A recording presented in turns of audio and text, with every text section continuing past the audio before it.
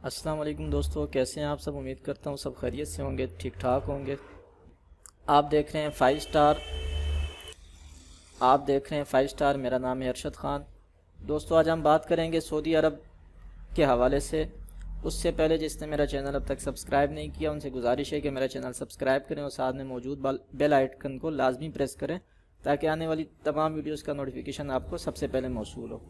تو دوستو سعودی عرب نے جو ہے ایک نوٹیفیکیشن جاری کیا ہے جس کے مطابق تمام فضائی کمپنیوں پر 7 روز تک آپریشن پر پابندی عائد کر دی گئی ہے، یعنی 7 روز پر جو عارضی پابندی تھی اس میں اضافے کا نوٹیفیکیشن جاری کر دیا ہے۔ اور 4 جنوری کے بعد صورتحال کا جائزہ لے کر آئندہ کا فیصلہ کیا جائے گا۔ سعودی عرب نے تمام ایئرپورٹس پر ایئر لائنز کے فضائی آپریشن پر پابندی عائد کر دی، یعنی ان کے جتنے بھی ایئرپورٹ تھے ان تمام پر انہوں نے پابندی عائد کر دی ہے۔ سعودی عرب کی جنرل اتھارٹی برائے ایویشن نے پابندی تمام ایئر لائنز پر 7 روز کے لیے عائد کی ہے۔ ایویشن حکام نے جنرل ایویشن سمیت پروازوں پر پابندی کے احکامات جاری کیے ہیں، جبکہ پابندی کا اطلاق غیر ملکیوں کے انخلاء کے لیے 27 دسمبر کے اجازت نامے پر بھی ہوگا۔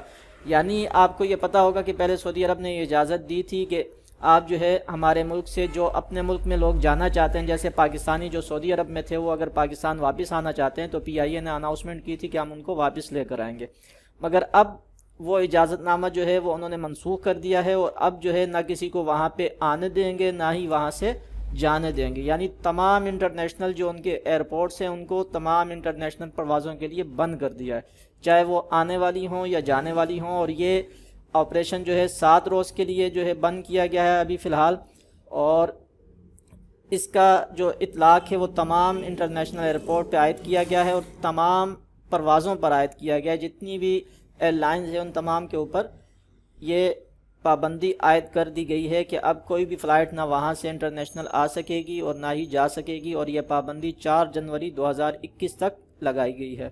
تو دوستو یہ نیوز تھی سعودی عرب کی جانب سے۔ دوسری جانب ہم آپ کو بتا دیں کہ پاکستان نے بھی جو ہے برطانیہ پر مزید 7 روز کی پابندی لگا دی ہے، اور 7 روز تک جو ہے وہ برطانیہ سے کوئی فلائٹ پاکستان نہیں آ سکے گی۔ البتہ جو انہوں نے پہلے توثیق کی تھی کہ جتنے بھی ایسے پاکستانی ہیں جن کا جو ہے بزنس وزٹ ویزا اور ٹرانزٹ ویزا جو رکھتے ہیں وہ واپس پاکستان آ سکتے ہیں۔ اس کے علاوہ ایسے لوگ جن کا فیملی ویزا یا پھر ورک ویزا وہ اگلے 30 دنوں میں ختم ہو رہا ہے انہیں بھی پاکستان آنے کی انہوں نے اجازت دی ہوئی ہے۔ اور اس کے علاوہ جو ایئر لائن پاکستان آئے گی ان کو لے کر، اس کے جو کرو ہوں گے انہیں بھی کرنٹینہ میں اپنے ہوٹل میں رہنا ہوگا، اور تمام لوگ جو پاکستان آنا چاہتے ہیں انہوں نے کرونا کا ٹیسٹ کروانا ہوگا، اور وہ جو ٹیسٹ ہے وہ 72 گھنٹے سے زیادہ پرانا نہیں ہونا چاہیے۔